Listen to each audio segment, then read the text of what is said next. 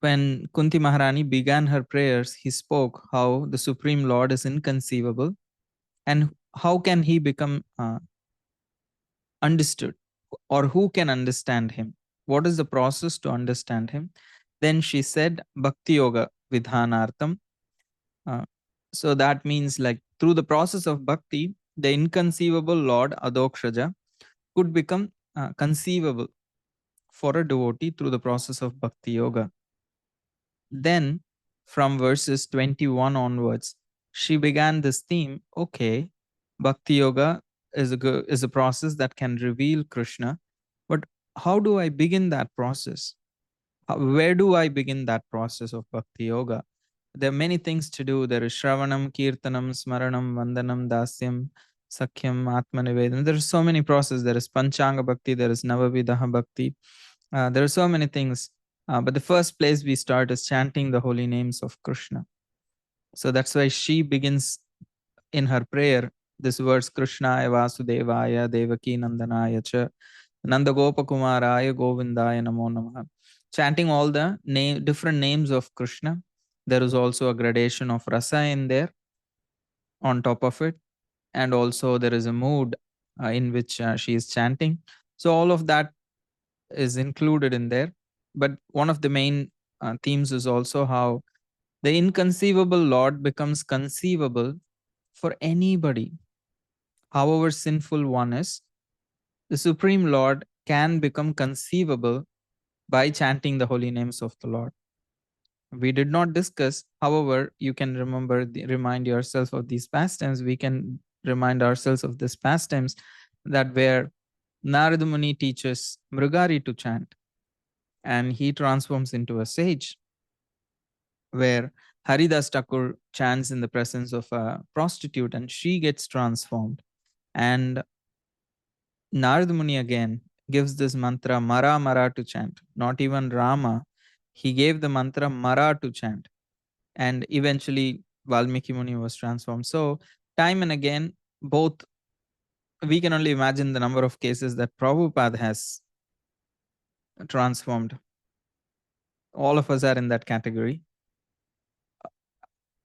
And it's all that Srila Prabhupada went and completely transformed so many people's lives just by teaching the holy names of the Lord. So, in this way, the inconceivable Lord becomes conceivable to anyone. It does not matter what kind of a background a person has. Bhakti does not depend on your past, but it transforms your future when it is performed properly in the present. So, bhakti does not look at our past, it does not count our past. As long as currently we are involved in bhakti in a genuine, with a genuine heart, not to whatever mistakes we did in the past, so we want to erase it or we want to just nullify it so that we could continue to do, not with that kind of a business minded attitude. When it is performed with the proper attitude, bhakti does not bother about our future, about our past, but it transforms our future. So then, in the process of bhakti, chanting the holy name is the first step. When we chant the holy names, then gradually we become purified to be able to appreciate deities. It takes a while to feel connected to the deities. So, with the chanting of the holy names, eventually we also start to appreciate the form of the Supreme Lord. So then she offers the second prayer in that line is Nama Pankajanabhaya, Nama Pankajamaline, Nama Pankajanetraya, Namaste Pankajangre.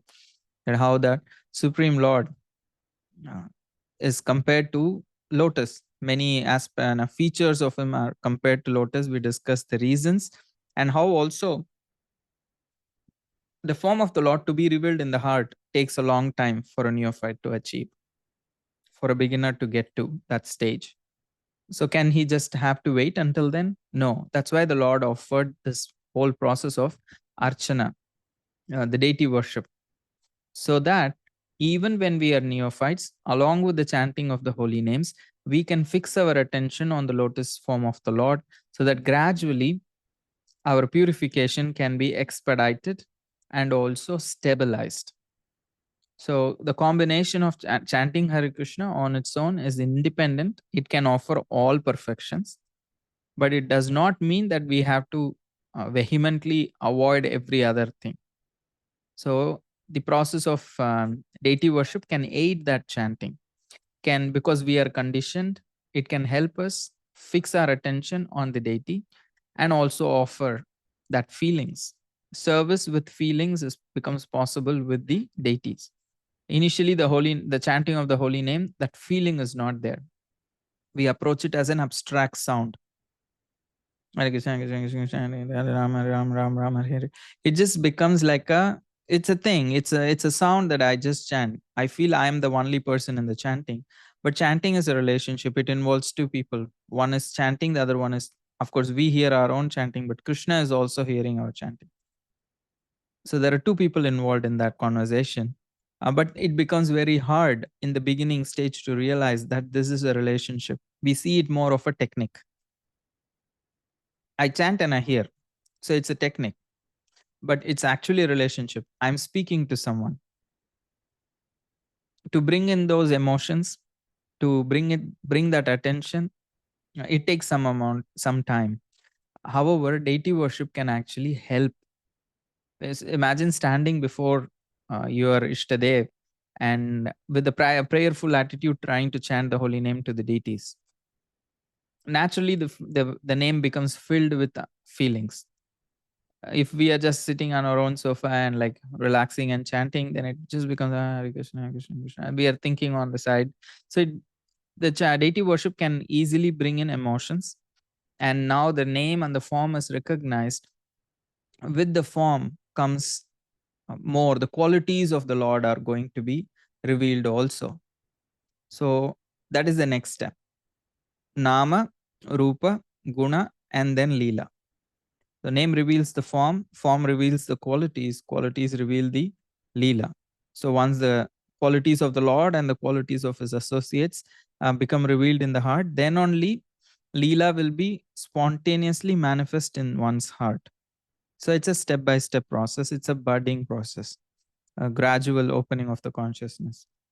So the third theme in this line is what stops us from recognizing God's mercy, and how is this topic relevant to the third aspect of qualities of the Supreme Lord? So what are the qualities of the Supreme Lord? How are we going to appreciate the qualities of the Supreme Lord? And one of the main quality of the Supreme Lord is mercy. So how are we able to recognize, and what stops us from recognizing the Supreme Lord's mercy is around that theme. So we're going to discuss from this verse 23 onwards on this topic. What stops us from recognizing Krishna's mercy? So this is just the prelude, just connecting to the topic today. You're able to hear me well, see me well. It's all fine. Okay. This is verse 1.8.23. Yata Hrishikesha Khalena Devaki Kamsena Ruddat Atichiram Sucharpita Vimochitaham cha sahatmaja vibho Tvayaiva Nathena Muhur Vipadgana. Translation of Hrishikesh, Master of the senses and Lord of lords, you have released your mother Devaki, who was long imprisoned and distressed by the envious King Kamsa, and me and my children from a series of constant dangers. So there are multiple meanings here. Basically, Queen Kunti is going to touch upon the qualities we need in order to learn to appreciate the qualities of the Supreme Lord. That will be the underlying theme.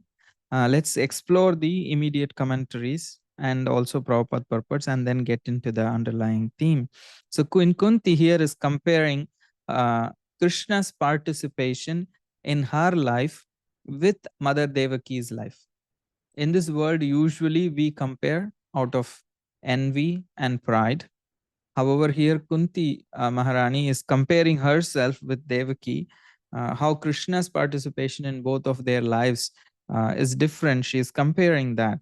is she's neither proud nor envious. She is simply cherishing Krishna's mercy. That is her mood here. She's not trying to one up Devaki or feel better than Devaki. All she is doing here is to relish the participation of the Supreme Lord in her life. And that is when she is saying, Master of the senses, Rishikesha. You know, uh, that she is telling to Krishna, you are Lord of my senses. So, oh Lord, you know that how my heart is overflowing with gratitude towards you, because you saved me and all my children from a series of constant dangers, Vipadganat, Muhur Vipadganat, repeated dangers. While Devaki's 6 sons, your brothers, were all killed by Kamsa before her eyes. Why?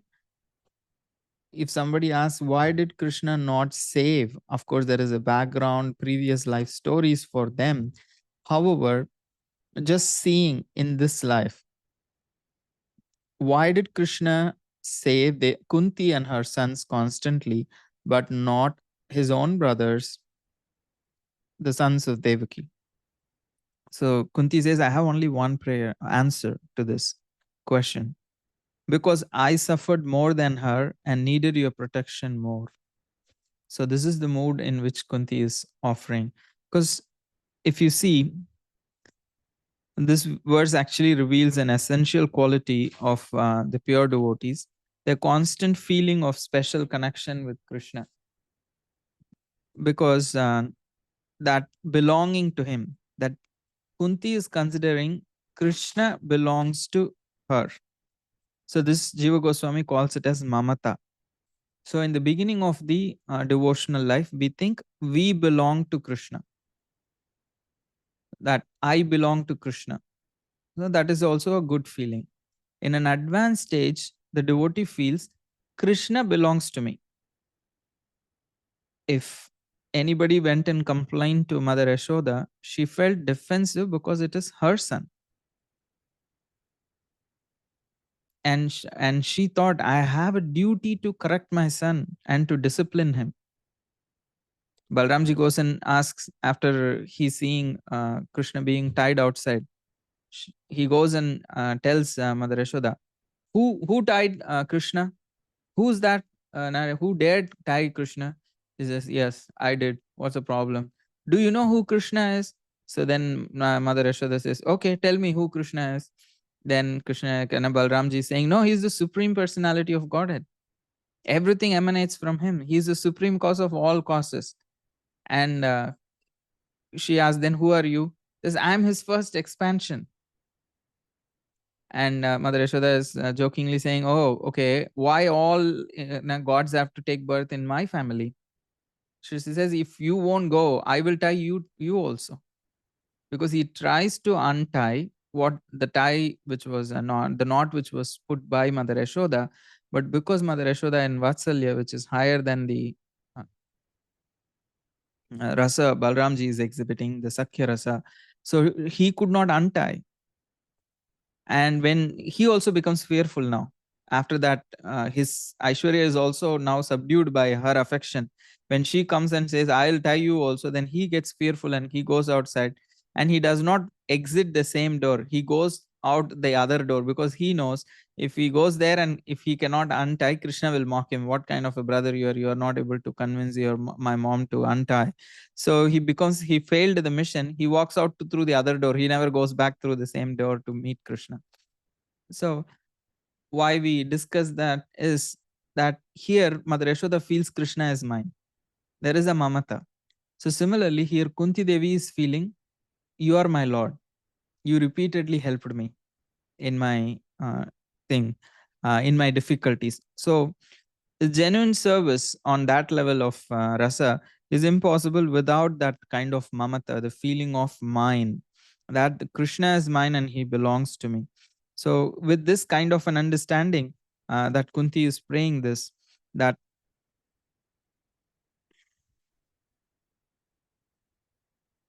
that because she is also feeling that that's such a special mercy. I don't deserve it. So she is not saying, oh Krishna, what's a big deal, like he came and helped me. She's not thinking, oh okay, what's a big deal about it. No, she is feeling actually humble and grateful for all the help.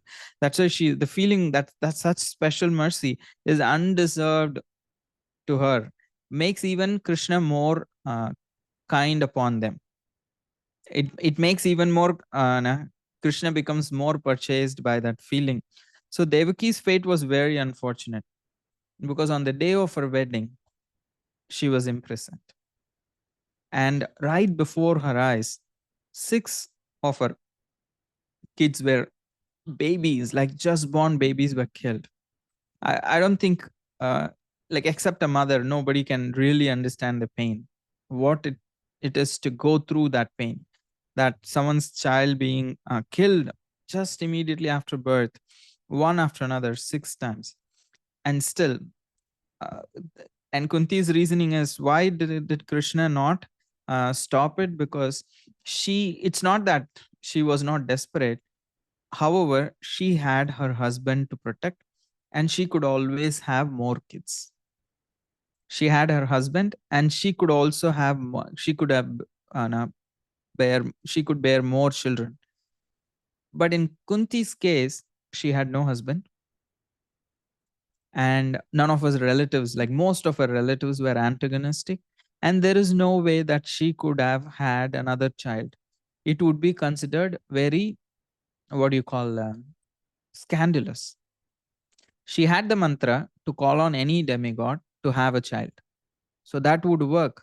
It is her personal vow that she won't call upon more than thrice.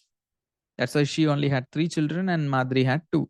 So if she wanted, she could actually invite any demigod and she could have had a child from the demigod. But now that her husband is not there, that is not an option. And she had no husband, and she, if their children, if her children are lost, she will not have anybody to protect her. So, in her own way, Kunti thinks that is the reason that Krishna protected me, because I needed him more than Devaki needed him. We all need Krishna, but still, externally speaking, Kunti needed Krishna's protection more than Devaki. So, yes, this an idea that Krishna comes to those who need him the most. So, whether we have external protection or not, if our attitude is that Krishna accept you, there is nobody else to protect me, that attitude, that exclusive shelter actually purchases Krishna. And here in the purport, we can see that Prabhupada writes, Kunti Devi was shown more favor because Lord Krishna did not save the other children of Devaki, whereas he saved the children of Kunti Devi. And the reason for that is, this was done because Devaki's husband Vasudeva was living, whereas Kunti Devi was a widow, and there was none to help her except Krishna. The conclusion is that Krishna endows more favor to a devotee who is in great dangers. And then the rest of the lines, two lines, is classic, scary. Sometimes he puts his pure devotees in such dangers, because in that condition of helplessness, the devotee becomes more attached to the Lord. So the more that attachment is there for the Lord, the more success is there for the devotee. And you can imagine, Prabhupada is saying, of course, when he was writing this, he was still in India. Imagine through these lenses of these two lines that Prabhupada's taking his endeavor to go to New York City and trying to serve him, and the kind of dangers that he came across, and how much of helplessness he could have experienced, and how much more attachment he could have experienced towards the Lord. And we can see the success that came through, both externally and, of course, internally. He was already perfect. And we can imagine the prayers that he wrote in Jaladuta, and the prayers he might have had when he was in New York City alone, struggling. So he has written this already. And in the beginning of the Kunti prayer, Maharani's prayers class, also, I said that how whenever he had a heart attack and problems, he always told his assistants to read Kunti Maharani's prayers to him, right, continuously. So how much shelter he took, that he is able to put these words very clearly. That Krishna puts his devotees in dangers, because in that condition of helplessness, the devotee has nobody else. Imagine, there can anyone help Prabhupada other than Krishna in his situation? Foreign land, people who may not understand what he is saying, culturally different, and there is no odds that he can actually succeed. It's quite a low probability. Any scholar any probable mathematician, you ask them to analyze Prabhupada's probability of success, it would be quite low, logically. And we can only imagine how much Prabhupada dependent on Krishna. So Krishna is always ready to help us, but he waits for the moment we realize how helpless we are, and that no one but he can protect us. The same thing happened to Gajendra also. In his prayers, Gajendra actually started praying for help. So all the demigods were ready to help. They were all standing there. But they realized that all the attributes that Gajendra is praying in his prayers, he is attributing to the one who is from whom he is asking help, is all the attributes of the Supreme Lord. So they're all waiting there. And they're all, like Vishnu Chakravarti tells in his commentary, they're speaking to each other thinking, "Ye to mar gaya hai." This guy is gone, because all the attributes he is praying to the one, whoever he is offering prayer to, the attributes he is attributing, they are all actually the attributes of the Supreme Lord, and he is not quick to be pleased. He's not going to come. If it was us, if the Gajendra directly took one of our names, we could have easily helped. But he's not asking us, he's directly praying to the Supreme Lord. So let us see, let us just wait for the Supreme Lord to come. So they were thinking like that. Vishnu Chakravarti just makes in his commentary mentions. So why the Supreme Lord came very urgently? Because Gajendra really prayed with a helplessness. Like, I cannot help my family. He saw that his own health, his personal strength could not save him. And he also saw all his family members put together could not achieve anything against the crocodile. So with time, he is losing his strength, and it became very obvious to Gajendra. So when he offered his prayers, he was completely helpless. So that's why it is very important that a devotee needs to be helpless in his mood of surrender. Then actually Krishna can easily help them. So Krishna is kind. His quality is he is kind, he is merciful, he is very attentive to his devotees. However, as devotees, how can we actually recognize Krishna's mercy? Not everyone can recognize Krishna's mercy and learn to admire Krishna's qualities of mercy, kindness, and attention to his devotees.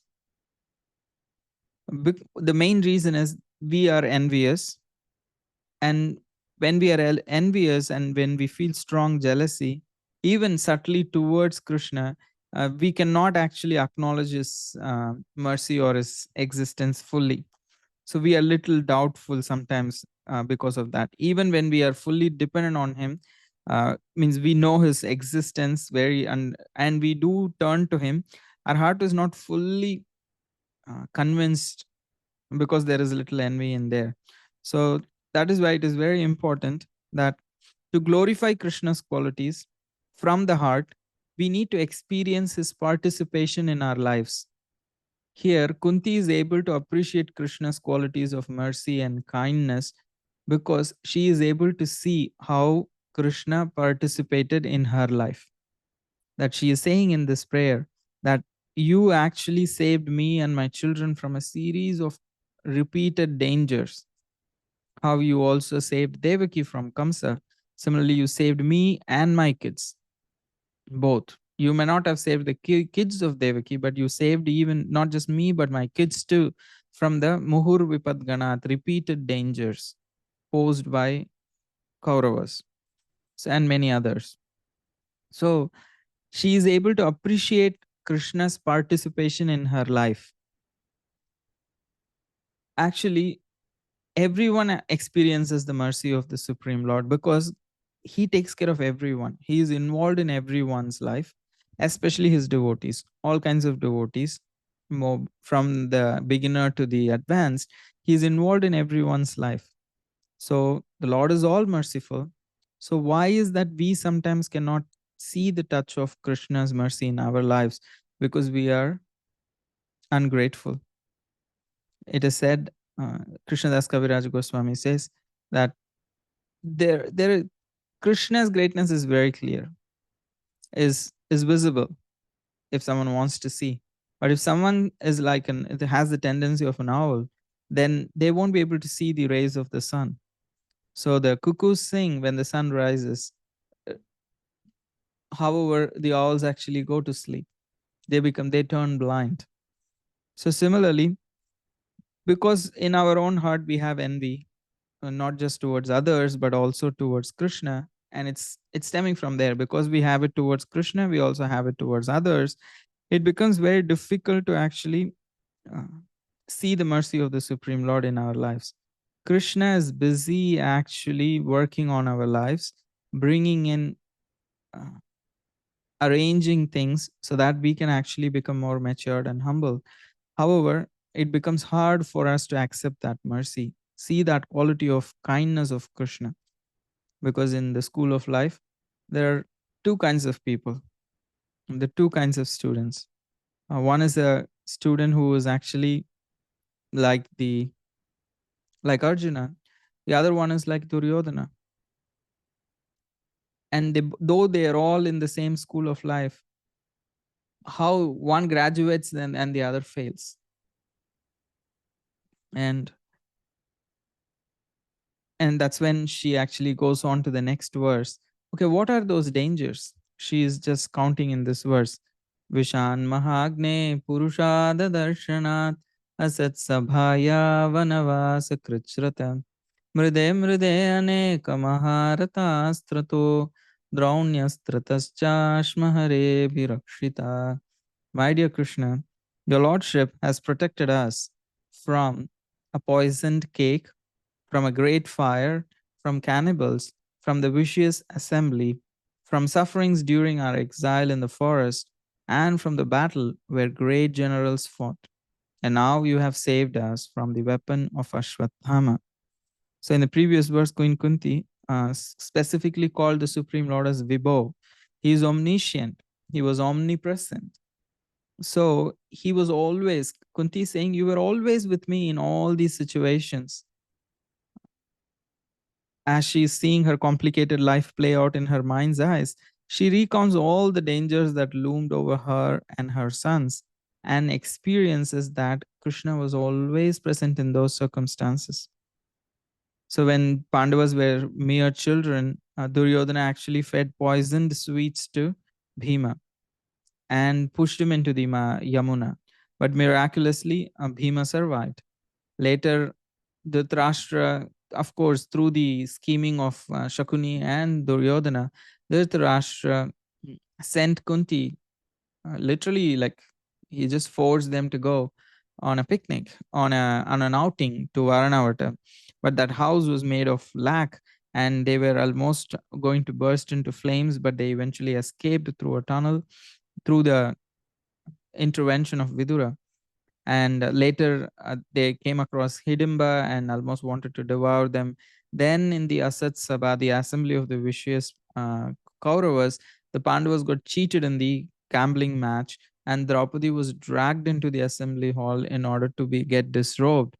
And Krishna intervened and protected the chaste Draupadi.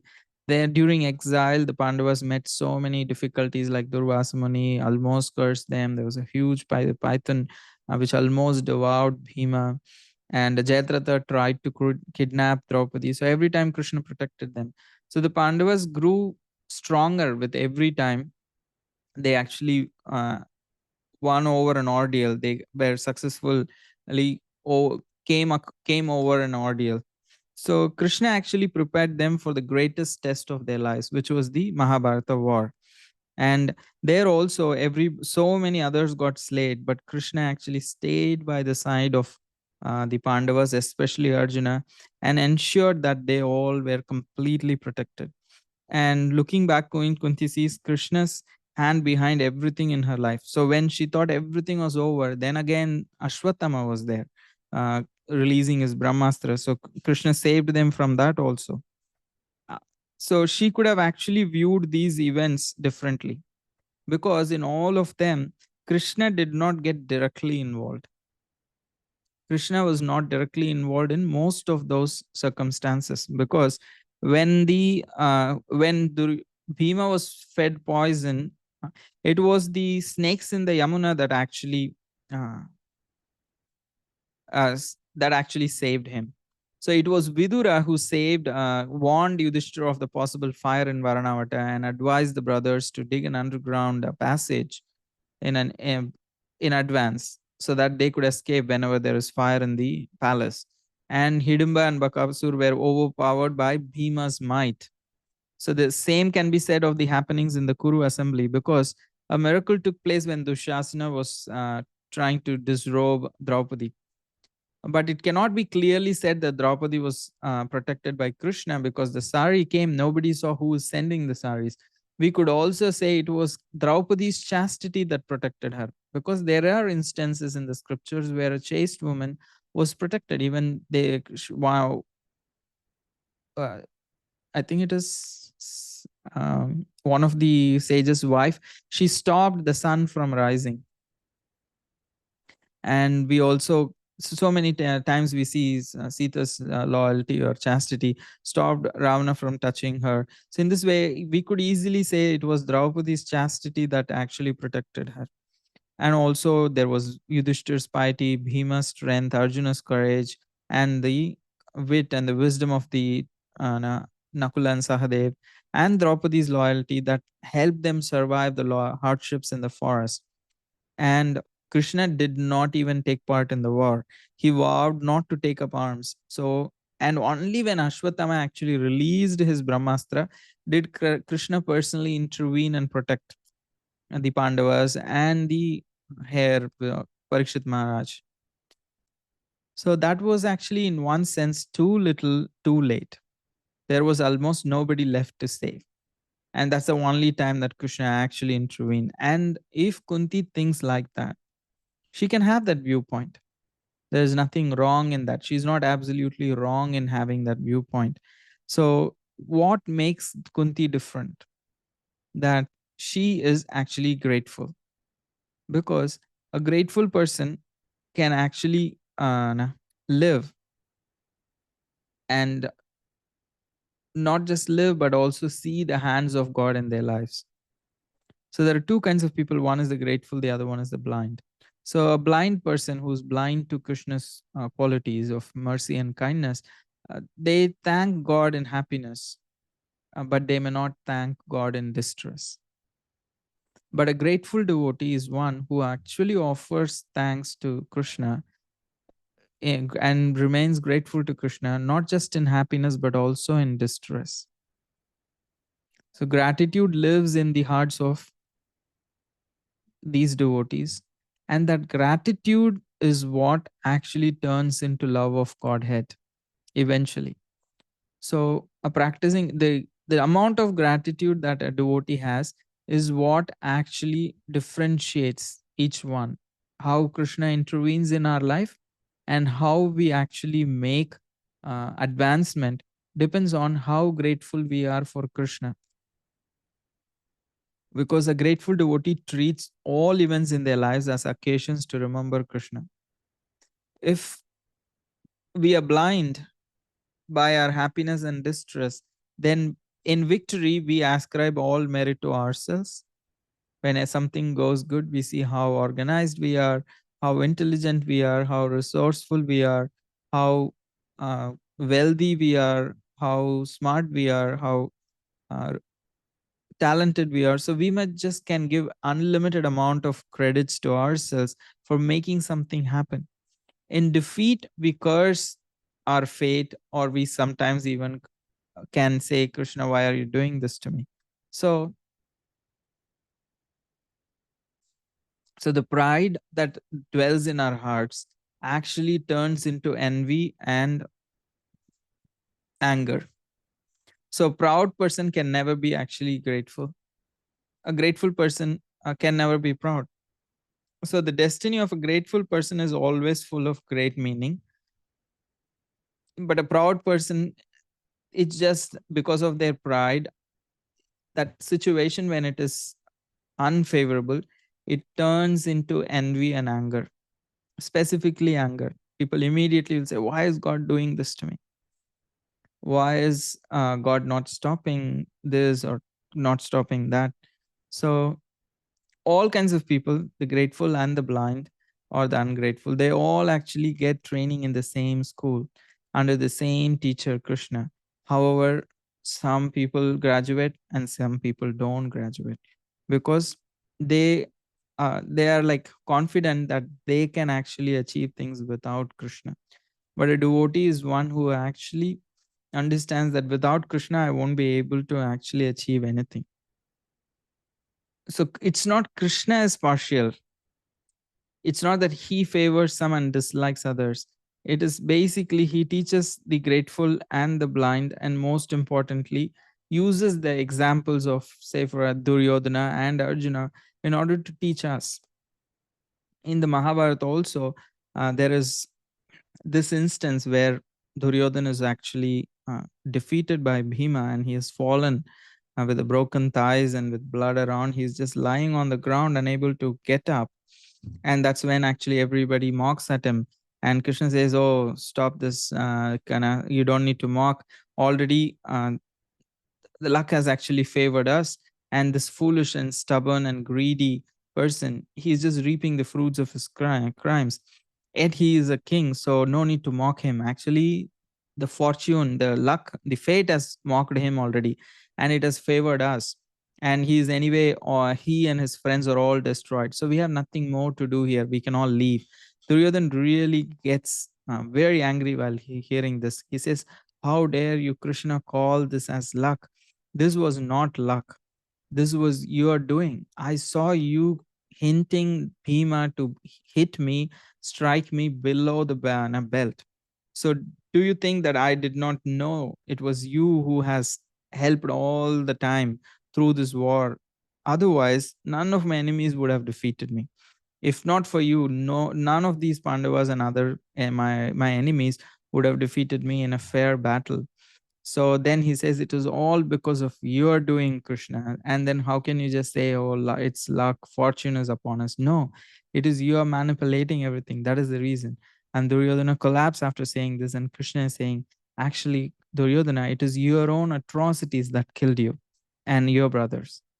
Have you forgotten that I asked you to return the kingdom to the Pandavas? Out of greed, you completely refused my offer. And you should have been killed that moment you insulted Draupadi. However,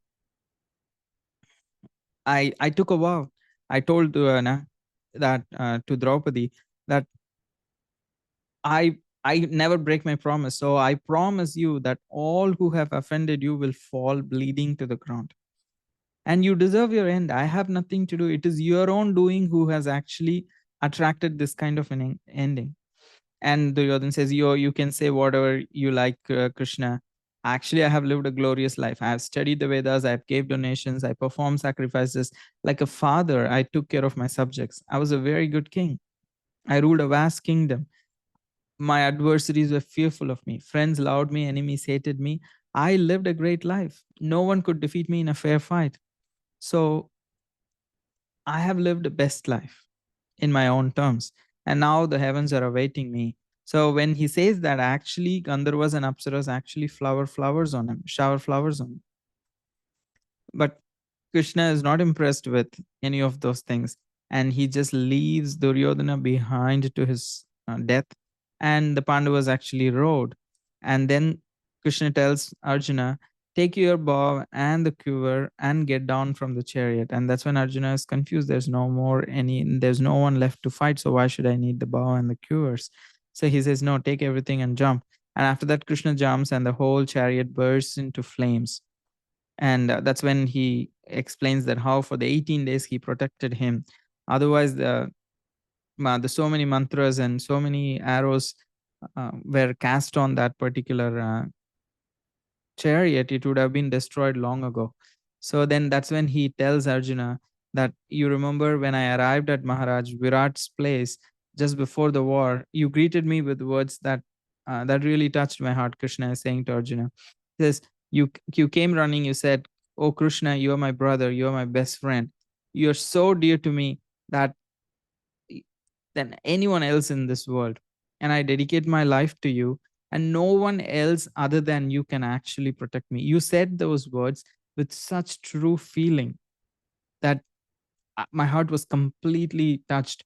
And that moment I said, "I promise you, Partha, not even a single hair will fall from your head." And he says that I have kept that word. Now the war is over and you're out of danger, and you have just jumped off from this chariot, and the chariot is also burst into flames. I have fulfilled my promise that not even a single hair from your head will fall. So then the Pandavas were very grateful. They were literally in tears because they know Krishna always keeps his promise. So if God is behind everything, then why some people are able to be grateful for him for anything that is happening in their lives, and others are blaming him? So if God is behind everything, especially in the case of his devotees, he personally fulfills their desires, he personally disrupts their plans, and he also personally takes care of them, helping them to come to him faster. So how can we actually start seeing that Krishna's hand is behind everything? Because I'm just reading and speaking on this section, but it's such a personal lesson for me also. How can I actually learn to see that Krishna is personally fulfilling my desires, and Krishna is personally disrupting my plans or creating difficulties personally in order for me to grow? How can I see that everything is so that I can actually come to Krishna, come back to him faster, and love him more, fuller? So devotees usually live a hard life, but the gratitude in their heart actually grinds away all the suffering they have endured and transforms into love for Krishna. So if the to the extent our heart is filled with pride of relying on our own strength, like Duryodhana's mentality, then God, Krishna's intervention in our life is of very little interest to us. We don't want to be obliged to anybody. So we just want to manage our own life. But the problem is we are not like Duryodhana. With Duryodhana's case, Krishna can just turn away and leave him behind to the care of the law of karma. Sometimes fortune may come upon such people, but sometimes there may be, of course, there is an inevitable end of their prides at the end of their lives. Still, the law of karma works and takes care of such people, because proud people make plans for happiness, which are all eventually doomed to completely collapse at the time of death. Whenever their plans fail, proud people actually curse destiny and God for their lives. So pride turns into suffering. Pride, when the suffering is there, pride turns their suffering into anger and deep envy. They resent God. They actively work against God and his followers. So pride actually turns their suffering into burning anger in their heart. But we are neither like Duryodhana nor like Arjuna. We are somewhere in between. So we rejoice in our victories, and we take pride in our successes. We take credit for our successes, and we grieve in our defeats. We grieve in our failures. We resent our failures, and we just cannot actually, our ego is deeply hurt in our failures. So we brag about our accomplishments in public. Why internally we just resent others who are in between us and our success. We see others as competitors, and we resent other people, and sometimes we resent life itself. We just feel, why life has to be so hard for me? Everything that I want to get done is so hard to get done. Why life has to be so hard for me? Why is that these people are disrupting my plans? And eventually it could sometimes turn as anger against Krishna also. Krishna, why are you doing this? Why would you not just fulfill my wishes? So sometimes we could be like Duryodanas, that we we hope for happiness, and we find difficult to imagine uh, how there can be dangers in our lives, and we how we could be happy with nothing else but Krishna. It does not make sense to us. How can I just be happy with Krishna and nothing else? And we hope for the happiness of this world, and we detest any pain of this world, and we just cannot fully understand that how can I give up everything and just be happy with Krishna. However, we are not fully like Duryodhana. There is one quality that distinguishes us from Duryodhana, that we are wise enough, because of the association of the devotees, we are wise enough to see that there is no point in fighting with Krishna.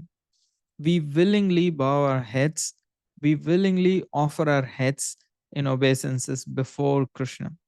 In that alone, we are like Pandavas and the Queen Kunti. Otherwise, the condition of our heart is very much like Duryodhana. We are very independent. We take all credit and pleasure in being successful, and we blame our pains and miseries and difficulties and failures on others, and sometimes even on Krishna. So, this one quality, that we bow our heads before Krishna and understand that there is no point in fighting Krishna. So, that little amount of surrender we have is what distinguishes us. And that's what makes us qualified for Krishna making an intervention in our lives. So, in our case, Krishna personally fulfills our desires, personally disrupts our plan, and personally takes care of us, helping us to come closer to Him faster. So, the only thing we need in order to understand and appreciate Krishna's kindness, quality, mercy, and His deep attention in our personal lives, to appreciate these qualities of Krishna, there is one thing we need in our hearts, which is gratitude for Krishna. We don't have that. We have very little of that. Then, as a sadhana, we have to develop gratitude by chanting Krishna's name, by contemplating the beauty of his form, and to trying to see how his mercy has manifested itself in everything in our lives. This is an active meditation a sadhaka needs to perform. He not only has to chant the holy names, he also has to meditate on the form of the Supreme Lord. But these two are not enough. We have to actively try to see with that vision that how Krishna's mercy has manifested itself in everything in my life, especially even in the worst adversities of our lives. We have to learn to see as sadhana, how is this Krishna's mercy? Otherwise, despite chanting Hare Krishna, we will become bitter devotees. We will become very bitter and hard hearted and closed and offensive. And it will make us more and more distant from devotees and Krishna. That is why, as practicing devotees, we have to include it as a sadhana to see how in my life Krishna is playing a role. So, when this kind of a sadhana has sufficiently purified our hearts, then we will be able to follow in Queen Kunti's footsteps, and will be able to actually tell the next prayer with complete faith. That the prayer Vipada Santuta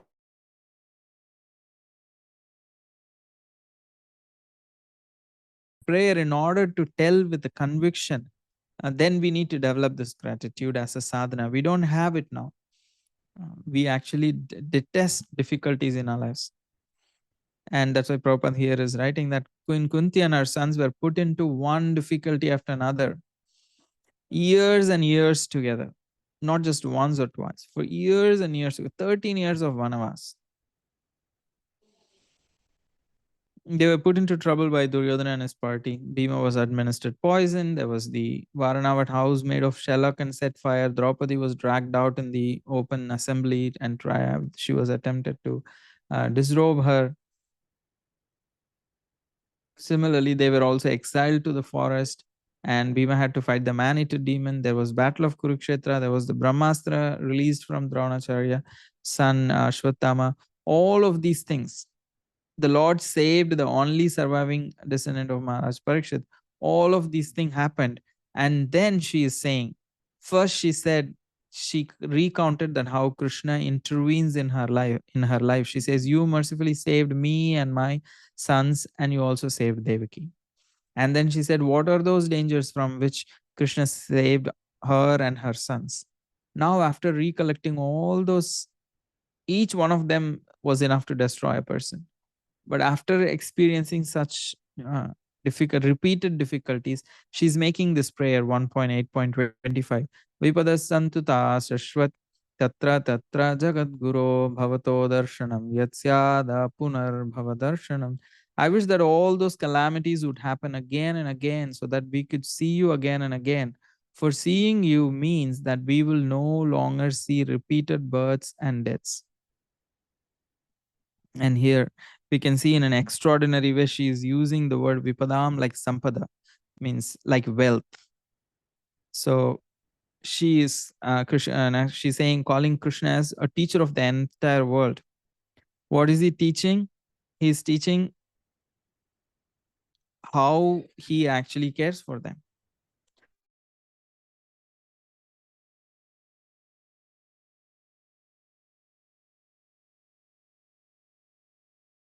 What?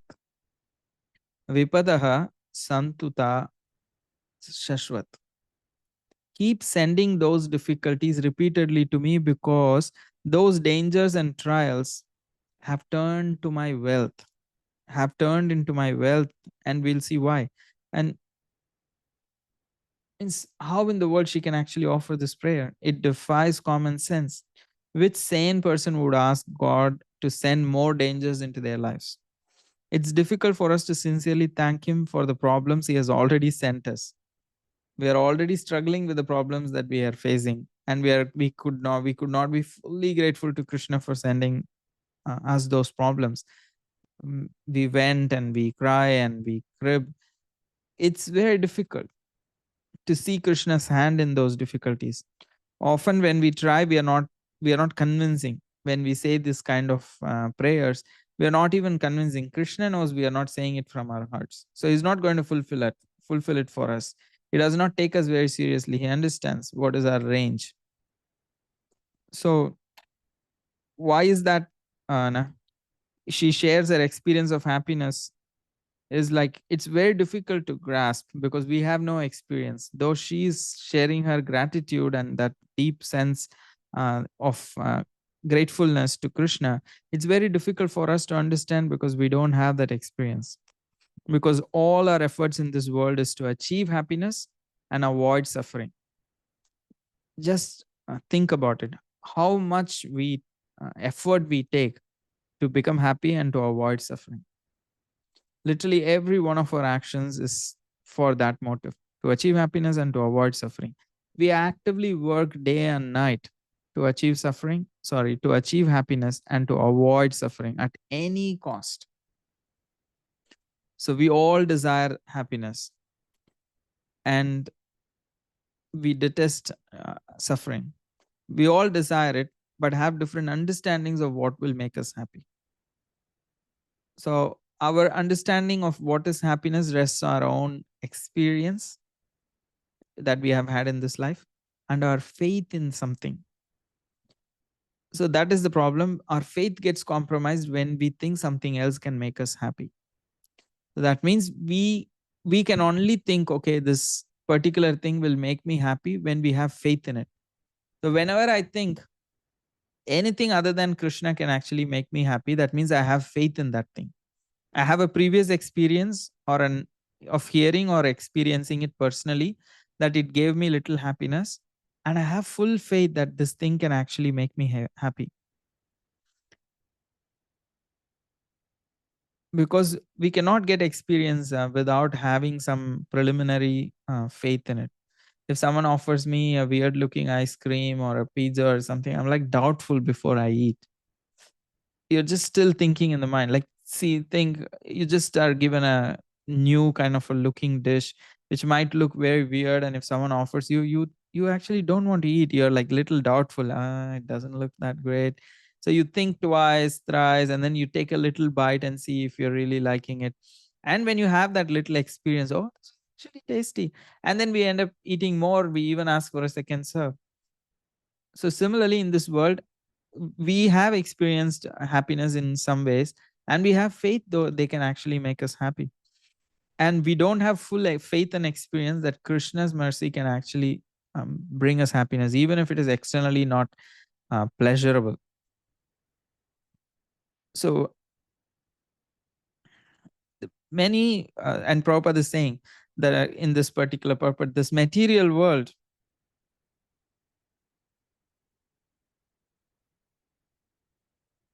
this material world is certified by the Lord in the Bhagavad Gita as a dangerous place full of calamities.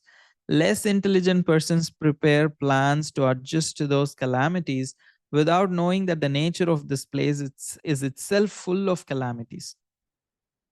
So we don't understand that the Lord himself is calling this place as Dukhalayam, but we still have plans to become happy. And therefore, like, for so many lifetimes, we have been looking for an alternative happiness other than Krishna. But because we have this hope, persistent hope for material happiness, it prevents us from gaining pure spiritual happiness and faith. So without that level, giving up our persistent hope for material happiness, we will not be able to experience Krishna's shelter, nor will be able to offer this prayer. What to speak of offering this prayer? We can't even understand the mood in which Kunti is offering this prayers, because we stubbornly go on chasing the mirage of material happiness until we die of thirst, life after life. The hope for material happiness actually never goes away from our heart. And that's what deters us from focusing on the spiritual quest. And that quest for material happiness robs our consciousness of its memory of Krishna. We have little, we have some sadhana, we have some experiences in our own devotional life. We go to dham, we actually engage in the association of very advanced devotees, we engage in deity worship, we chant, we go to retreats, we go to festivals, we attend all of that. All of that, we do have quite nice quality experiences in life of experiencing upliftment through devotional activities and association, going to dham and chanting. We feel uplifted, but we cannot actually sustain it because we keep forgetting those memories because we have faith in material enjoyment. So that's why Krishna is saying, Bhogaishwarya prasaktanam taya apahruta chetasam. Vyavasayatmika buddhi samadhavna vidyate. When the heart is filled with desires for material enjoyment, then we won't be able to actually really feelingly call out the Lord. So, bearing all these truths in her heart, Kunti is saying to Krishna, the adversities and dangers sent to you actually have become my greatest treasure because they teach me how illusory this world is, how temporary the material happiness is, and how I cannot actually take shelter of them, and how they can actually go away anytime, how they're all like bubbles in water. They're all the happiness and shelter and security of this world. They're all like bubbles in a water. They can just be burst very quickly. The difficulties that you have sent me, they are my teachers because they have taught me that how there is nothing worth depending on in this world other than Krishna. So they have constantly shown me how illusory this material happiness is, and how only you are the constant shelter. So they are teaching me. That is why I want you to send me these adversities and dangers, because they are my best friends. They continue to show me the reality of the material world. They remove the illusion of the material world, and they show me your lotus feet in every situation. I become reminded of your lotus feet constantly. during those adversities and dangers. So they are my best friends. Please send me more. I want to see more of your lotus feet. I don't want to think that this world is nice and I can have some shelter in this world. That is why I want to see these difficulties, because they show me your lotus feet. Let me actually see your lotus feet more and more.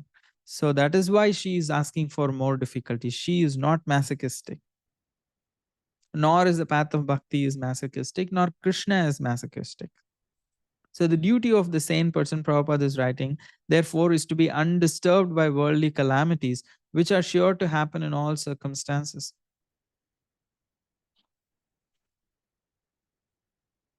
And Prabhupada is saying, suffering also odds of unavoidable misfortunes, one should make progress in spiritualization, because that is the mission of human life. Prabhupada is even saying, so-called calamities are called false. A man may see a tiger swallowing him in a dream, and he may cry for his calamity. Actually, there is no tiger, there is no suffering. It is simply a case of dreams. In the same way, all calamities of life are said to be dreams. If someone is lucky enough to get in contact with the Lord by devotional service, it's all gain. Contact with the Lord by any one of the 9 devotional services is always a forward step on the path going back to God. So Vishwanath Chakravarti Thakur says that this the suffering that God or Krishna sends us is called as anjana, is like an ointment. Sometimes when you apply an ointment to the eye, when it has an infection, it actually burns. There is an inconvenience, but eventually we know that that if you can tolerate that burning sensation, eventually it will restore a clear vision. Suffering, that suffering may cause discomfort. However, that discomfort is not for nothing. That discomfort is going to bring restoration of the vision. So, seeing that benefit, we tolerate that burning sensation, right? When we put on an eye drop, it just is burning. But you have to tolerate this, because this medicine will cure my problem. My full vision will be restored. So we tolerate that burning sensation. Similarly, the experiences of material pleasures actually obscures our vision, like the cataracts and infections in our eyes. So the difficulties that Krishna sends is the way for us to actually gain real vision, that this material world is a place of misery and this is not the place to fully depend on. Rather, it is Krishna's lotus feet that we are supposed to depend on. So the adversities that comes to us should be perceived as a cure sent by the Supreme Lord. So that's why Queen Kunti is calling him as Tatra Tatra Jagat Guru, that the spiritual master of the entire world, because Krishna sends difficulties in his life. He knows we are sick and we are in need of healing. So he, according to the level of our sickness, he actually he is willing to take that responsibility to cure us. He understands that we are misfortunate. We don't realize that we are sick. We are like foolish children. So we might even become angry at Krishna for prescribing bitter medicine to heal us, because our disease is forgetfulness. Because of that forgetfulness, we become so fearful in this world. We try to be independently happy and pleasure filled in this world, and we are constantly distracted by material enjoyment. And this disease of forgetfulness prevents our memory and clouds it. So then there is misfortunate result of losing awareness of the Lord.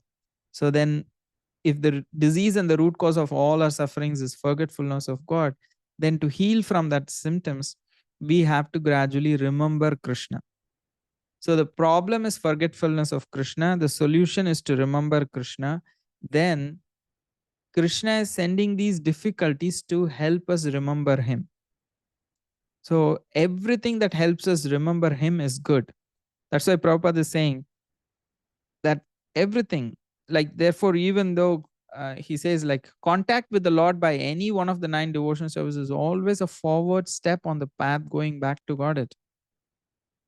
If someone is lucky enough to get in contact with the Lord by devotional service, it's all gain. So even if a difficulty helps us remember Krishna, then that difficulty is actually good. That's the context in which Kunti Maharani is saying. My problem is forgetfulness of Krishna, and that's why I'm suffering. And solution is to remember Krishna. And if these difficulties are helping me remember Krishna, then I don't mind having them more and more. So, what does it take to take up that suffering? Like how Kunti Marani is saying, it takes faith. The sukriti that we need, the qualification we need is faith in Krishna. That faith in Krishna, that Krishna is behind everything that is happening in this world, and he can actually, he is unaffected by the nature of the material world. He is not partial, he is not blind to our suffering, he is not masochistic, he is not cruel, he is not affected by any material qualities, but he is behind everything. So anything he is sending to me is his good, is good for me. So to see that everything that Krishna has sent to me in my life is all good for me, and in without any grudge, when we are able to receive it, tattenukam pamsu samikshamano, that the Lord has sent me all out of his causeless mercy, while patiently we go through that and turn our hearts more and more towards Krishna, and gradually we gain this sight and receive the Lord's darshana. When someone asked a saint, like, have you seen God's face? He said, I might not have seen God's face, but I continuously see God's hands in my life. So we get that ability to see the form, because initially we chant the holy name, then we see the Archa Vigraha. Then, when we can actually appreciate the qualities of the Lord, like his kindness and mercy, then we can see his hand in our lives. So only when we are able to accept the difficulties that comes to our life as sent by Krishna, we'll be able to see Krishna in those, even in those difficulties. So the sadhana of being grateful to Krishna for everything is happening is very difficult for a practicing devotee. At least I can say for myself. It's extremely difficult when things don't go according to my plan, when I feel like I deserve this and I don't get this. And when all of these feelings overwhelm my heart, then I'm not able to see how Krishna is working in my life in order to make me more humble, more pure, so that I can actually come closer to him sooner. So we might feel that it is impossible for us to see our pains, struggles, and woes as a dream, as a blessing.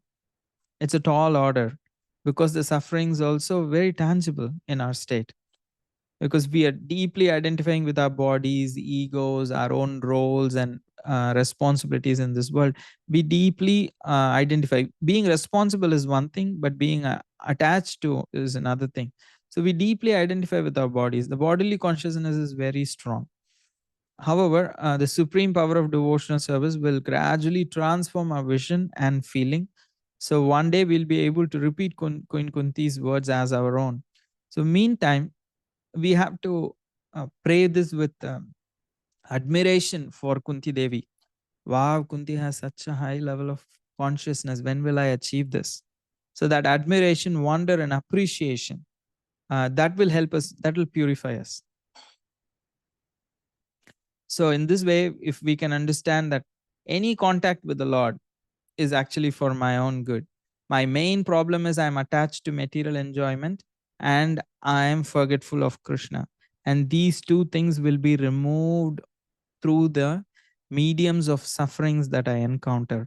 So I pray, thank you, Krishna. So it takes a huge level of faith. However, that's what we can appreciate in Mother Queen Kunti, that how she's able to do that. So then we will see in the future, in the next week, what she speaks about, the boons of the, what are the dangers in this world, what are the boons in the world, what is it? This is the boon she's asking for. So what does she count as dangers in this world, that we will see in the next verse. So thank you, sorry for going long, and there are any questions, please, we can take at this point, and we will see the 26th verse next week.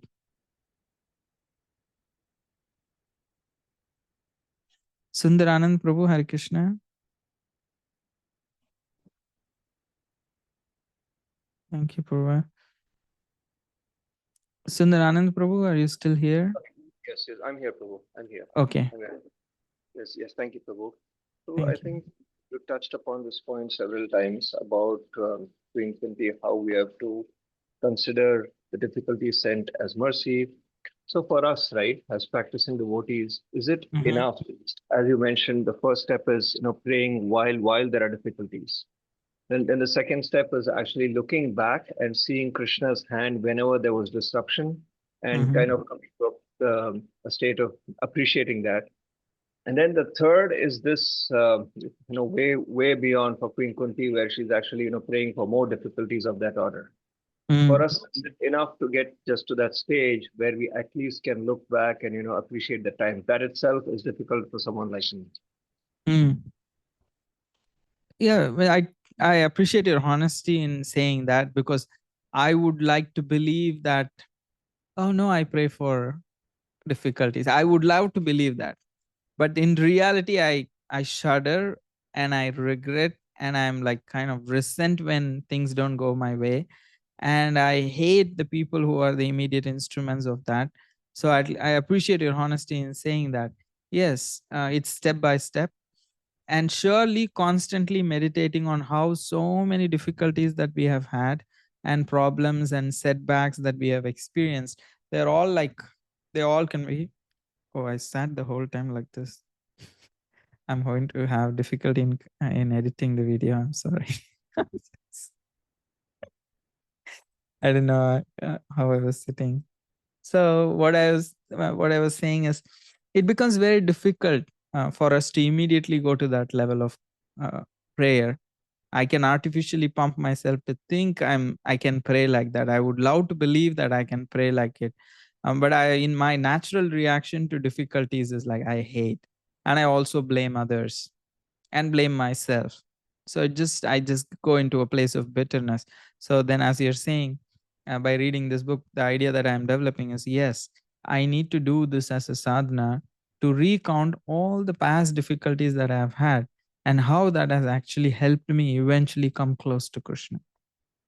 This much, the more we spend time, and the more we are learning these things and practicing bhakti, this much becomes through the association of devotees. Gradually we can learn this part, that how, if not every difficulty, many difficulties that we have actually faced, many setbacks that we have experienced, many miseries that we have gone through, they have eventually made us a better person that we are today. If not for those difficulties, we would not be here. So at least this much level of appreciation and acknowledgement can help us gradually develop the ability to, uh, when the next difficulty comes, we won't be uh, freaking out, we won't be cursing around silently, we won't be resenting people for that. We'll be able to forgive, and we will be able to see Krishna's hands in our lives, and we will also be able to feel closer to Krishna. That's the thing. If we have become addicted to that feeling of experiencing intimacy with Krishna, and that feeling, oh my God, that Krishna is actually involved in my life, and seeing his hands and that exhilaration, if we get addicted to that, then we will be able to come to that state of Kunti Maharani's prayer, where, because she's just excited about the opportunity to remember Krishna's lotus feet, she does not care what is the reason that is making her remember Krishna's lotus feet. As long as she can remember, it does not matter what makes her remember Krishna's lotus feet. We are not yet attached to Krishna's lotus feet. We are still attached to the hand that is serving us the difficulties and what is being served on our plate. So eventually our focus will go towards Krishna, then our focus on our suffering will reduce. And also the detachment from material bodily consciousness is a huge impediment. And the more it is reduced, we actively reduce our tendency to enjoy this world. That's why when Prabhupada said no for regulative to follow the regulative principles, it was not just a moral principle. It was a very crucial thing, because because it strongly ties these four things strongly ties us to the bodily consciousness. And with bodily consciousness, oh, we can only go for that forward in bhakti. It's not possible. So actively on one side, fueling bodily consciousness, on the other side, chanting Hare Krishna can take us to some extent, but won't make us a grateful devotee. That's why after chanting for a long time, devotees can become bitter, because they have only followed the external rituals. They have not detached themselves from bodily consciousness. It's a very crucial thing. It's not that a theory that, oh, I'm not this body, I'm a spirit soul, that we say in initial classes to beginners, but we don't follow it. That's a huge impediment for all the ego and all the difficulties that we face, is our own bodily consciousness. And that's why Prabhupada, they dedicated so much of his time in speaking about the bodily consciousness. But we kind of think, oh, it's a preliminary subject. And here Kunti Maharani is praying, oh, okay, material happiness. I'm addicted to it.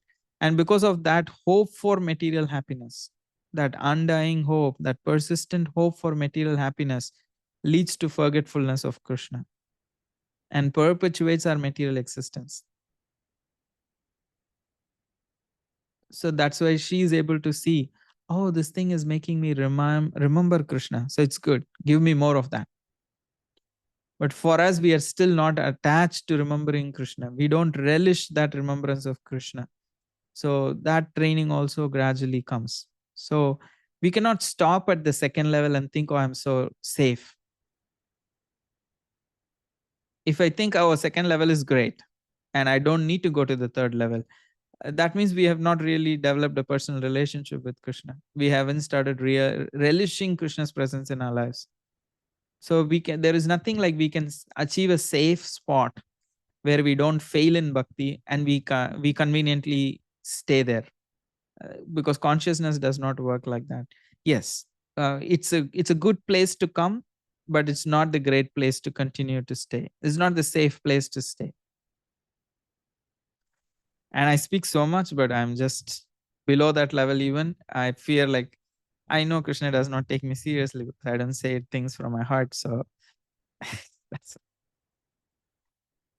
but yeah, I can only appreciate Mother Kunti. I really like this point in the book that, okay, we cannot actually say this prayer from with feeling, but can we appreciate Queen Kunti's level? Like, wow, how amazing this prayer is, how she's able to say that. That part, at least, if we can do, and then take as a sadhana, continue to count uh, gratitude in our lives, include be very grateful. And also I have seen, like, I remember reading one thing, and I was resentful. This happened before like 10 years. I read one of Prabhupada's God brothers quote, and I was furious. I was angry, and I can only imagine how much offense that would have amount to, because that quote or that passage said that everything that happens to a devotee in devotee's life is Krishna's doing. Even if say anything, means I may just trip and fall, I have to think this is Krishna's mercy. And I thought, this is such a difficult thing. Why? Means at that point of time I was angry hearing that statement. Honestly, it irritated me. It made me angry. Distinctly I remember. Why I would like, because I would like to think Krishna is not involved in my life so much. I'm not as big for Krishna to be involved in my life. So I don't need to involve Krishna in everything, because I felt it's too sentimental. That devotees around me would be constantly saying, oh, it's all Krishna's mercy, it's all Krishna's mercy. I was so irritated by this. I felt it's such a sentimental thing to say. And I really did not like it. So I felt like, why Krishna has to involve in everything in my life? It's okay. So now I realize Krishna is involved in everything in my life. But sometimes I have also seen people blame. They are stupid and they will eventually blame Krishna. Why Krishna is doing all this to me? And they don't see their own personal flaws, which is leading to all those problems. Immediate. Eventually, it's all Krishna's doing. And Krishna sends the right people in our lives who can actually make us miserable. He sends the right situations which makes us miserable. He can arrange for the perfect person. You cross 7 oceans and go to another country and settle, you will find a neighbor who exactly irritates you. Eh, Krishna has designed the world to, it's a school. Wherever you go, you get a question paper. And if you're a first grade student, you get a first grade question paper. So as long as we haven't grown over that maturity, then we get same kinds of people. We attract the same kind of energy, same kind of problems. A devotee who does not learn to say no because he thinks he's a hero. Means I have experienced this personally. Is I would just extend myself unnecessarily to impress people.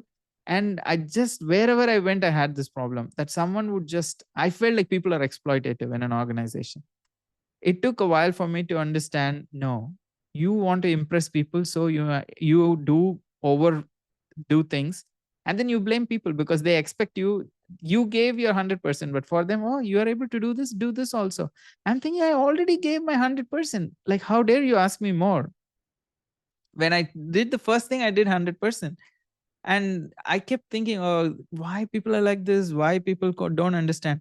Eventually I have to come to terms that you think you're a hero, and if you say no, you will think, or they think you are useless. So you don't want to say no, and you want to impress people, so you overwork, and they think, oh, you're a good person, you continue to do things so they can reach out to you and do more. But you just don't like when people do that, because I have already given my max, why would I give more? Where is more?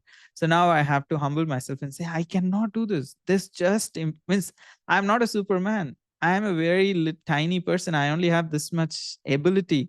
Please understand, I cannot do this. It's just beyond my ability. I have to now tell. It's very humbling. But actually, people get it. So, because I have a certain ego and I want to prove myself in the world, then Krishna continues to send the same problem. The same, wherever I go, whatever I do, I of course come across the same issue. Then now after so many years, like, it's shameful to say, after like 17, 18 years in the ashram, now I'm like, oh no, I cannot do this, sorry. It's too much, it's so overwhelming to me, I have to now tell people. So then it's very humbling, but I understand that's what the lesson Krishna wants me to learn. Be humble, be real. It's not to impress people, we are here to serve Krishna, and to the best I can please. I cannot do what I can, what is beyond my capacity. It's not sustainable. So yeah, there is a balance between being sincere, being honest, and also sacrifice. It's a difficult combination to achieve. I thought, oh, sacrificing is the most important thing, but being honest is also a very important thing.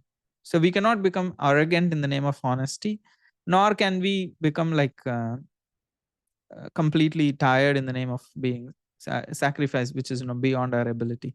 So it's a little healthy stretch that we need to do, but we need to be honest. So this is just one example. I'm pretty sure we all experience different ways in our lives. We have some in-laws, relatives, uh, spouse, friends, colleagues, temple authorities, devotee friends. We sometimes see a pattern in our lives again and again and again, repeated patterns. So that means Krishna is wanting us to learn something. There's some problem within us that we need to, it's not in the world out there. It's a problem that we have to fix inside. So seeing some circumstances like that can help us appreciate. Now I know I'm currently in one problem. I was telling one devotee he's also in the call. I was just venting it to him. And then at the end of the call, I literally said, see, I'm venting it, but I'm not seeing this problem as the problem. I'm just seeing what is in my heart that actually I need to fix. I don't know. I understand there is something in my heart I need to fix, but I'm not able to pinpoint, put my finger there, and get to the depths of my heart and understand. Oh, this is what actually I need to change, and get that courage and actually start to implement it. Now I'm in that stage. I can see, but these people are not the reason. There's something in me that I need to change. Because why I have come to this conclusion? इतने 100 बार मार खाए हैं already. I have already been beaten so many times. Now I know if I quickly get to this part, I can save suffering. But that's again the problem is it's called mukti kami, because I don't want to suffer. So I'm thinking, Krishna, you want me to learn? I'll quickly learn. Don't beat me more. Wait, give me a chance. I don't need to have more beatings. I will learn this quickly. But here I'm not attached to Krishna. I don't want to suffer. So this is another stage we will go through. Initially, we think, oh, I'm not even suffering. It will take a while to understand, yes, actually I'm suffering. And the next time we are solution oriented, not Krishna oriented. So I want to avoid suffering. So I use it as a strategy. Okay, surrender as a strategy, not surrender as a affection. So the next level is we have to work through is we use surrender devotional service as a strategy, but eventually we'll go to a place where we don't care as long as we can just think of Krishna and surrender with affection, because we want to be reminded of Krishna. So yeah, these are some of the thoughts. As I'm growing, I'm able to like slightly appreciate, but I understand there is no alternative to personal experience.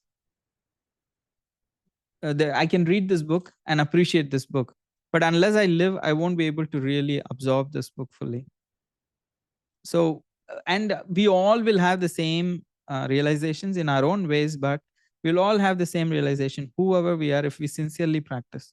So, that faith is also there. If we just apply ourselves really sincerely and go through that grind, we will all get those very realizations that's there in the pages of the Bhagavatam. Then we'll be able to appreciate more reading through that. Why would Prabhupada relish hearing Kunti Maharani's prayers? Because he can see it in his life. He can see Krishna's hand in his life. And he's seeing, oh, this heart attack, this pain, this physical inability or physical problem is all Krishna's mercy. He is able to relish that sweetness, a compatible mood. So we can all personally develop that and appreciate more the more and more we apply. These are some of my thoughts. I'm sorry, your question did not require such long answer. Hare Krishna, Prabhu, I have two things. If it's okay. Yes, sure. One, sorry, just a quick appreciation. We just had you for a Q&A session in our community group, and I just want to glorify you, your ability to, your self-awareness, your ability to speak to, whether that's this assembly of practicing devotees or completely new people, the way you can connect to people's hearts, emotions, but then weave Shastra to actually guide people is extremely impressive, and we're very grateful for it. Number two, the question, it's I don't mind. I have to just sound stupid. Is Kunti Maharani sad? Are these saints like? Are they happy? I mean, I guess there's this fear like, okay, I want to read their prayers. I want to aspire to their mood, but also I really want to be happy, and that comes from a gross desire to enjoy material nature. I can understand I'm kind of imposing that, but there's also this fear that, like, if I imagine their lives, I'm like, it's not happiness for me. So I want to just be convinced that they're happy. Of course, I know intellectually they are, but maybe you can just speak more and convince me. Thank you for that honest question again, like Sundaranand Prabhu asked. It is so ingrained in us. What is happiness? We still have faith in a material happiness, despite practicing for a long, despite knowing all the philosophy. We have glimpses of spiritual happiness here and there, but it gets doused. It gets like completely forgotten because of our tendency to enjoy material happiness and bodily consciousness. Our forgetfulness of those experiences with Krishna becomes covered. We don't aspire more for that because we become like we are programmed for material happiness.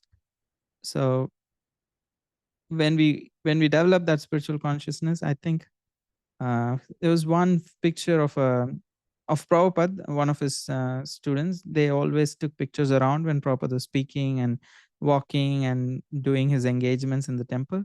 So one picture, Prabhupada was looking very serious. And after that, they printed those pictures and they were showing the pictures. And one of his disciples asked, Prabhupada, you look so unhappy in this picture. And Prabhupada looked and said, I was the most ecstatic at that point in time. And he was very like, it's an Asian thing. No, it's not an Asian thing with Prabhupada. So we all look serious in our pictures. No, that's not what Prabhupada was saying. He was literally experiencing a spiritual ecstasy. However, it can externally look different. So in those moments, like Prabhupada, even in India, when he was almost leaving his body, and Satsarup Maharaj was there, and he was telling them those good old days in 26 Second Avenue. He was struggling, actually. But why it is good old? Because he was dependent on Krishna. And surely the happiness is there, the external discomfort is there. They both can coexist. They don't detest, they are not resentful for it. Because when I go through difficulties, I'm like, why? Why is this happening to me? I clearly ask that question. And I blame other people who are the immediate instruments of that suffering. So I immediately blame them, and I immediately question, why am I going through this? I may not say Krishna is responsible for this misery. I may say, why? Why are these people doing this to me? And why am I going through this in my life again and again repeatedly? I may not blame Krishna for this. But indirectly, I don't have faith because I miss seeing Krishna's hands, that Krishna is personally arranging us. Basically, I don't have faith that everything in my life is now being personally overseen and arranged by Krishna. And to the extent we develop that, we'll be able to experience that happiness. Yes, these great devotees, they are all experiencing happiness because their happiness is only Krishna. So these difficulties show them the reality of the material world and reveal the lotus feet of the Lord. So anyone who is in touch with the lotus feet of the Lord, why would they be unhappy? Because he is a ocean of bliss. So if they are able to really get in touch with the Supreme Lord, that's why here in Prabhupada is saying contact with the Lord is always a forward step. So if someone is lucky enough to get in contact with the Lord by devotional service, it is all gain. So he's saying this with a personal conviction. So they are surely happy. We may not fully understand how is it possible, but eventually by the practice, we can. Thank you so much, Prabhu. Thank you. Thank you. Hare Krishna, everyone. Thank you. Extremely grateful for your encouragement and for your participation and time and Prabhu, can I ask lessons. one question? Yes, Prabhuji. It's okay? Yeah. Prabhu, thank you again for the beautiful class. Thank you. Every week, as the week goes on, I feel, okay, now I've figured out a few things and I start developing some pride that at least certain things of bhakti are now making sense to me and I'm getting a grasp of it until your Sunday class comes and then I get smashed, Prabhu. So very consistent experience that I have to go through every Sunday. But I have one question for you. Thank you. I just want to, this idea that if someone goes through suffering and they are a little bitter about their suffering, to somehow think that the bitterness that they're experiencing is, or if they're not grateful in that painful situation, and I think this is how you had presented it, it's because of envy. Mm-hmm. Root cause is envy. So I think overall everything adds up, but except this one point, to think that when someone is in a lot of pain, to tell them that the reason that you're experiencing pain instead of gratitude is because you have a lot of envy. Mm. You see what I'm saying? Yeah. Makes We are sense? not. that I don't think that's the point we need to go around and tell people when they're I know. praying. I mean, But for us to know, if you objectively observe, like I remember, like my mom when she had cancer, uh, she was not fully grateful for that. She right, could right. see, like I could explain to her, and sometimes she was okay. But there was also moments like, why to me this particular Right. thing? And I could see there were layers of. She's my mom, so I love her, and I don't want to judge her. At the same time, I could also see that there were layers of false ego. She felt like, what would others think of me, or like, why before my family, when other people are nice, that why is it that I have to suffer? And there were layers of a false ego that was coming in between. So there is this strong false ego. I am great, I can control my life. When that control is smashed, then immediately they blame God. When they live as if everything depends on them. God is completely relegated to the sides, except occasional prayers. They live as if everything depends on them, and all that matters is their plans. However, when their plans get smashed, then immediately they turn to God and blame Him, and they are angry. So, if everything was under Krishna's control, then why would they not think while planning that they don't have that awareness? So, this envy is a very deep point, because in this world, all of us are here because, on a certain degree, to a certain degree, a practicing devotee also has some envy.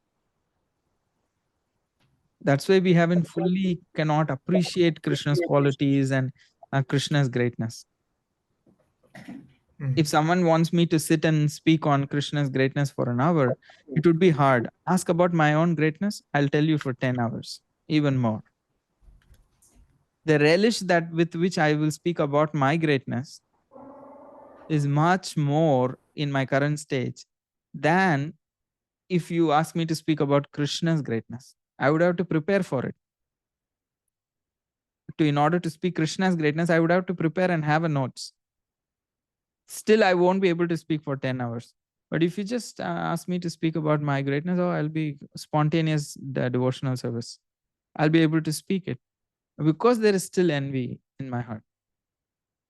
It's not like we need to recognize it. We don't need to be discouraged by it because it's a gradual process. I'm gradually losing it. I don't think I need to be worshipped like the Supreme Lord. I know I need why Krishna is being in the altar. I should be sitting. No, I don't have that level of gross envy. But for when it is among devotees, why is this person being respected? Why not me? That level of consciousness is there. So it just Krishna is. We are one step below, or we are just one step we have come below. Eventually, it has to go completely. For a materialistic person, with all respects to them, the envy is very pronounced. The envy is pronounced. Even sometimes it irritates people to see God being worshipped. Not everybody, but there are people like that. They can't even stomach God being worshipped like that. So that's why Duryodhan's extreme example is on one side. Arjuna's extreme example is the other side. We are somewhere here in between. Where sometimes, yes, on certain things we brag, we are very preposterous, we are very egoistic. But there's one thing. We know I have to bow down to Krishna. Still, it's not done fully from the heart like Bali Maharaj, but we still bow down from our heart. And when sometimes we completely try to take shelter of Krishna, we try to see it as Krishna's mercy, we are growing. We are growing. We are very far from Duryodhana's level, and we are much closer to Arjuna's level. But the shorter distance might take more time. So that is why it is important that envy is there, even not with others, even within our own hearts. So until it is fully prema is aroused, because some little envy is there. That is why that turns into anger when we suffer. But this word envy that you're using, it Mm. seems like it has different. It's like multifaceted, Mm-hmm. because in one case, the envy is seen as, why is that person having more opulence or prestige or honor than I am, Mm-hmm. And then in some other cases, it has a different nature. Like, Mm-hmm. I don't know, why, in an extreme example, why is God the supreme controller? Why not me? Mm-hmm. But in another case, like you were giving the example of your dear mom, Mm-hmm. she didn't understand why she was having this illness, Mm-hmm. right? Like in that case, for example, how would you characterize that envy there? Mm-hmm. How? Thank you for clarifying, Mother Gail. Like in my mom's case specifically, she had given reasons like I've been a good person. Why is this to me? That was one level, but she continued with No, that. but even that level, Prabhu, how is Okay, that envy? that is envy in a sense of that I am good. I cannot see because it is frustration also. I mean, fears. Lack of control, like being very helpless. Yeah, that's why I'm questioning, because you can feel, frustrated, like, why I don't feel like I deserve this. That doesn't Mhm. sound like envy unless it's in a very nuanced use. Yeah, means the nuance that I kind of see is, why am I not having control over my life? Why is that someone else is calling the shots? Uh-huh. I want that. I'm envious of the person who has the control. Yeah, I resent, like, why is that my life is not in my control and is it at the mercy of someone else? Mm-hmm. Okay. And I think you were going to give another example just now, but connected to your mom's case. Another. She added multiple reasons. So, like, why is other people are okay and why am I? Like, she So was comparing herself with other people that she knows in her life. Then why not those people, and why is it just me? Like, what did I do that I deserve this suffering? So that's like being envious of other people's To some extent, I would say way. In a way. there's a ego hurt, but Mhm. more than anything, I would say this loss of this not having control over one's life, this resentment that why is my life out of my control and at someone else's beck and call. Okay. Thank you, Babu. Thank Okay, you. just one last little note I wanted to add, not on envy, is when you're talking about your own example, right, of taking on everything that people threw at you, right? Mm-hmm. Ended up being resentful that people were piling on too much, Mm.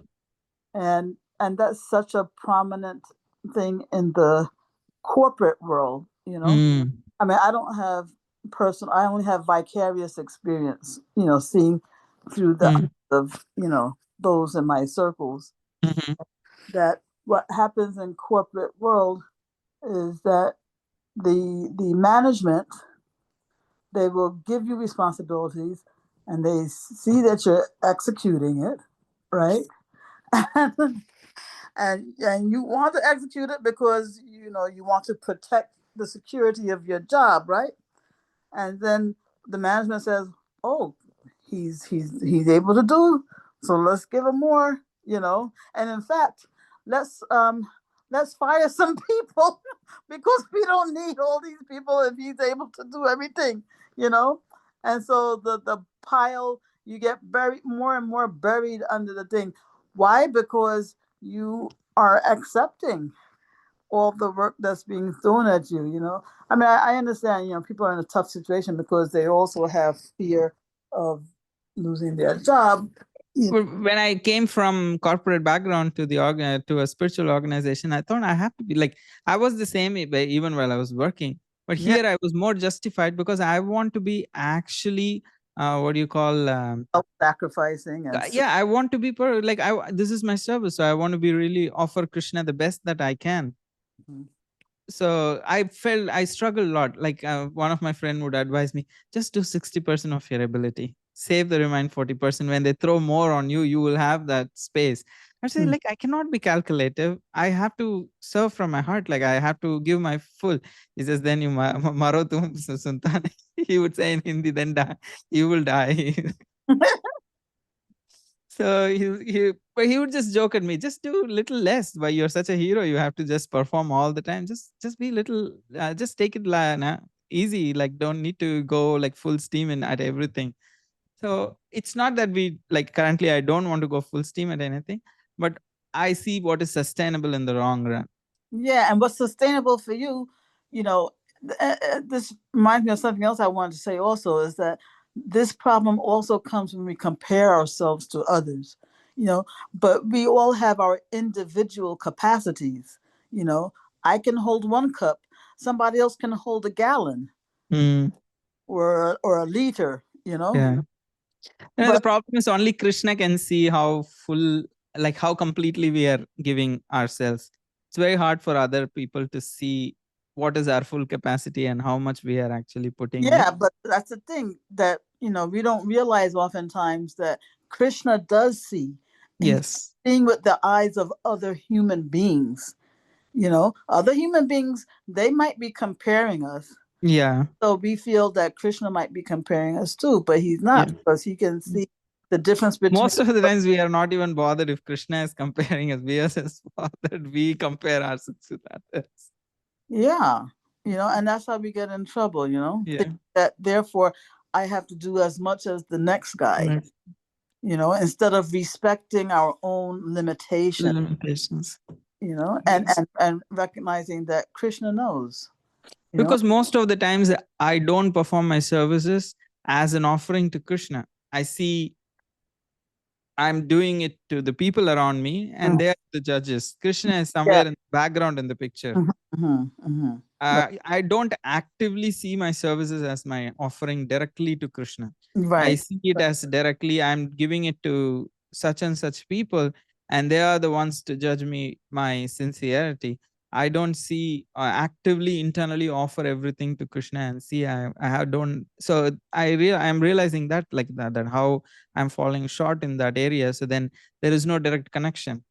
Yeah, we should not be trying to measure up to other people's expectations. There are means of serving Krishna, so we can try to meet that expectation as much as possible sincerely. However, internally, always seeing that all my services are directly being offered to Krishna.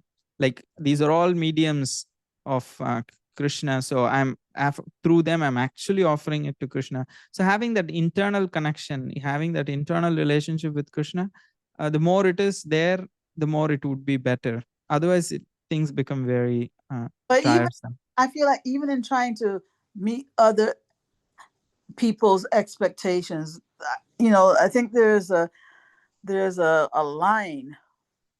Yes. It can become risky, because a person may have expectations of us, which is actually beyond our capacity. So we have to be intelligent enough about our own capacity to know whether that's something I can do, and also recognize that, yes, this person, my superior in Krishna consciousness, he might have an expectation of me that's not reasonable considering who I am. But Krishna knows who I am, and I think it's very important for us to be able to have that level of self-awareness, so that we respect our boundaries. True. And also, it's a journey to be able to also see Vaishnavas as our objects of surrender. At the same time, also be very honest. You said it's a journey to what? It takes a while for us to actually understand that like Vaishnavas are also as our objects of surrender. Like Krishna is our object of surrender, but Vaishnavas are also our objects of surrender. but we are limited, so we need to be honest. And the more we actually what do you call, like, to be honest with them, to be sincere, so it takes Yeah. time. It takes Yeah, time. honesty. I think that's the guiding principle. Kind of principle. You know, honesty. Because as long as there is a desire to impress others and it's done from a place of ego, then it's a huge problem. You know, and honest, and in that honesty, we have to be, I think, very open in dialogue. You know, with those Vaishnavas that we're trying to surrender to. It can be a discussion. It doesn't have to be like a one-way street. They tell you to do this, and you know, you just did it. Yeah, you know, I think if you're having difficulty, there should be dialogue. And Actually, how I'm seeing is, the more I have become, like, the more I'm trying to be honest and be sincere, and at the same time do my best. At the same time, I'm also honest about my limitations. I see Krishna is actually reciprocating. The world actually understands and aligns. The devotees actually are accommodative. It's just that I have to give up my ego. That's the hard part. Okay, Prabhu. Okay, well, thank you everyone. Hare Krishna. See you all soon. Grantaraj Srimad Bhagavatam ki jai, Srila Prabhupada ki jai, Ananta Koti Vaishnava Vrinda ki jai, Nitai Gaur Premanande, Hare Guru, Manchakalpatra Varshakupasan Devacha Patitanam Bhavane Krishna. Hare Krishna. Thank you everyone. Thank you Haricharan Prabhu, Sundar Gopal Prabhu, Purva, Hemangi Mataji, Mother Gail, Shilpi Mataji, Manohari Mataji. Hare Krishna. Damodar Prabhu, Vinod Prabhu, Amal Gopal. Thank you for Nirav Thank you so much, Prabhu. Haribol. Hare Krishna. Thank you, sir. Shadbhajan. Hare Krishna. Shadbhajan Prabhu. Haribol and Aksaki Mother. See you all soon. Hare Krishna Prabhu. Hare Krishna. Hare Krishna. Thank you. Hare Krishna Champak. Haribol. प्रभु आज बहुत heavy ego smash था प्रभु. मेरे लिए भी. I'll take 3-4 hours to recover from this class. Thank you. Hare Krishna. Haribol Sachin Prabhu. Hare Krishna. Hare Krishna Prabhu. Hare Krishna. See you. Haribol.